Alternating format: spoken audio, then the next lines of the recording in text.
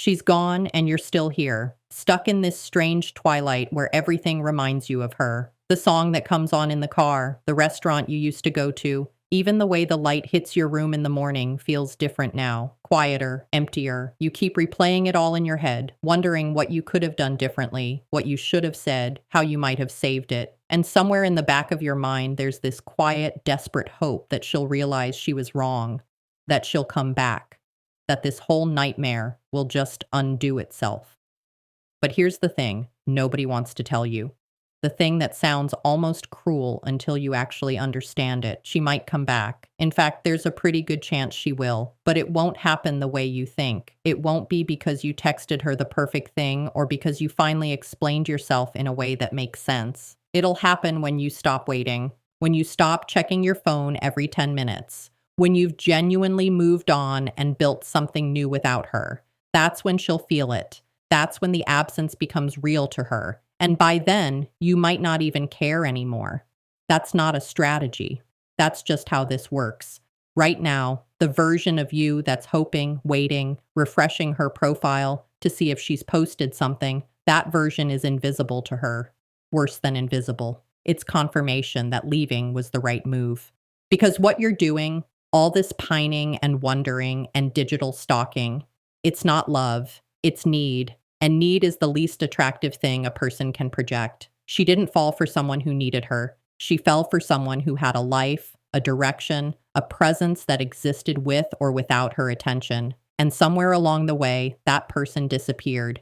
You became the guy who revolved around her. And when that happened, the gravity shifted. She drifted, not because she stopped caring, because there was nothing left to orbit. If you're here because you're tired of the surface level advice, the just move on or she doesn't deserve you stuff that doesn't actually help, then stay. Subscribe if you want the real conversation, not the one designed to make you feel better for 5 minutes. This isn't about getting her back. It's about understanding why she left in the first place and becoming the kind of person who doesn't get left. And if she does come back, you'll be in a position to choose, not just accept whatever she offers. That's the shift. That's what we're here to figure out. Let's be honest about what happened. She didn't leave over one fight. It wasn't the thing you said last Tuesday, or the plans you canceled, or the text you forgot to send. Those were just symptoms.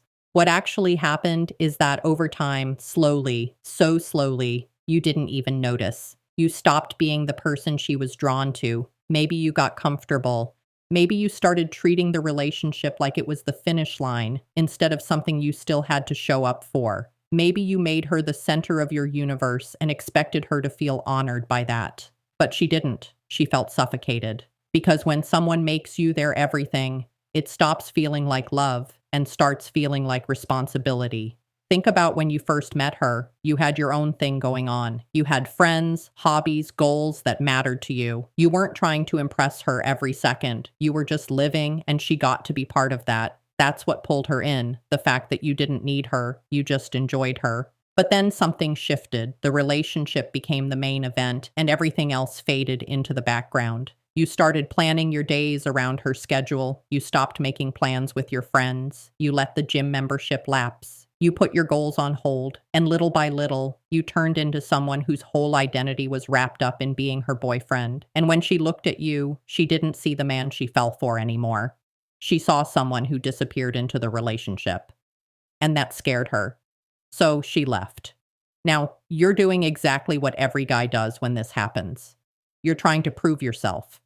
You're texting her these long, thoughtful messages explaining how you've changed, how you understand now how things will be different. You're liking her posts, watching her stories, hoping she notices. Maybe you've even shown up somewhere you knew she'd be, playing it off like it's a coincidence. And every single one of those moves, no matter how well-intentioned, is doing the same thing. It's telling her that you're still stuck, that you're still the guy who needs her to feel whole, that nothing has actually changed. And so she keeps her distance, not because she's heartless, because she can't respect someone who doesn't respect himself enough to walk away. Here's the part that stings. While you're sitting there dissecting every moment of the relationship, trying to figure out how to fix it, she's living, she's going out, she's talking to new people, she's posting pictures where she looks happy, maybe even happier than she looked with you. And you're seeing all of this, and it's tearing you apart. But here's what you're missing. She's not happy because you're gone.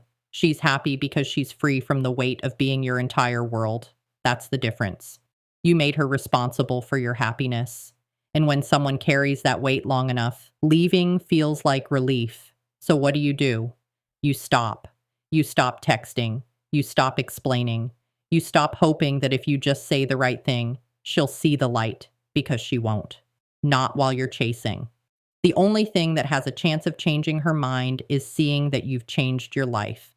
And I don't mean posting gym selfies or inspirational quotes. I mean actually rebuilding, actually becoming someone who's living fully, who's got momentum, who's invested in something bigger than whether or not she texts back. Let me tell you what this looks like in practice. You wake up one morning and instead of reaching for your phone to see if she's messaged, you get up and do something. You go to the gym, you work on the project you've been putting off, you call a friend you haven't talked to in months. You start filling your life with things that matter, things that make you feel like yourself again. And at first, it's hard. It feels performative. It feels like you're just going through the motions, but you keep doing it day after day, and slowly something shifts. You stop thinking about her every 5 minutes. You stop checking her profile. You start caring more about what you're building than what she's doing. And that's when the real change happens, not because you're trying to get her back, because you're genuinely moving forward. And here's the wild part. She'll feel it, even if you're not talking.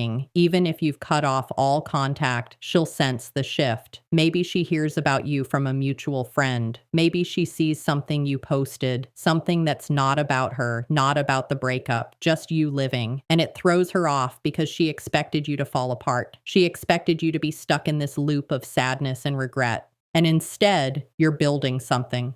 You're smiling in pictures. You're busy. You're present. And that messes with her head in a way that no amount of explaining or begging ever could. But let's talk about the guy who actually pulls this off. He's not some emotionless machine. He's not pretending he didn't care about her. He did. Maybe he still does, but he's made a decision. He's decided that his life doesn't pause for someone who chose to leave.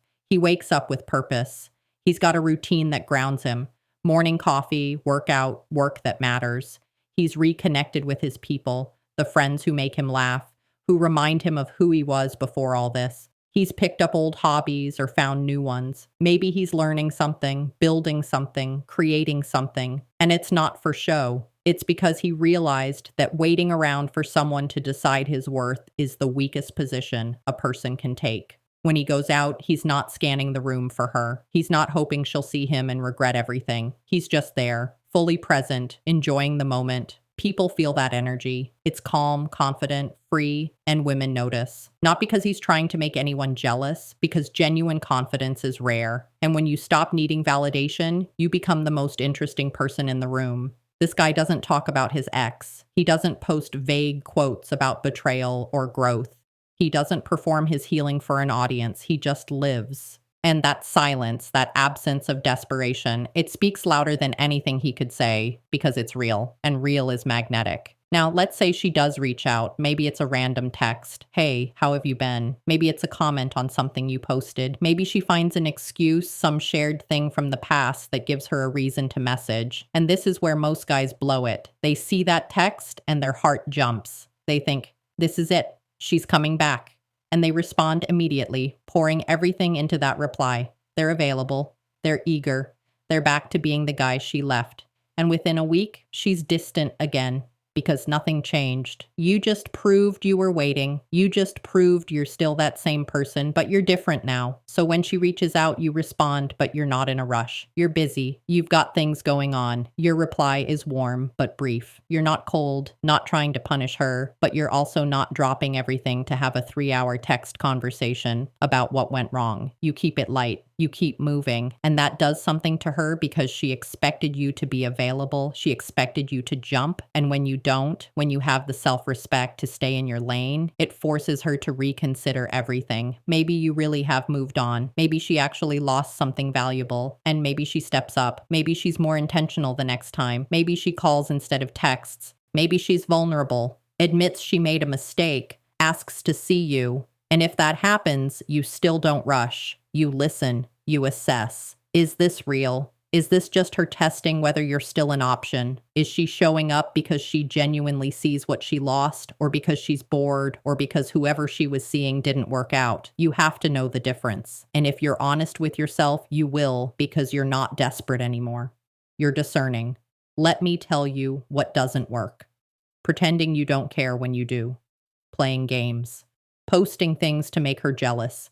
That's still reactive. That's still giving her power. What works is actually not caring whether she sees it or not. What works is building a life so full that whether she's in it or not becomes secondary. That's not a tactic. That's a standard.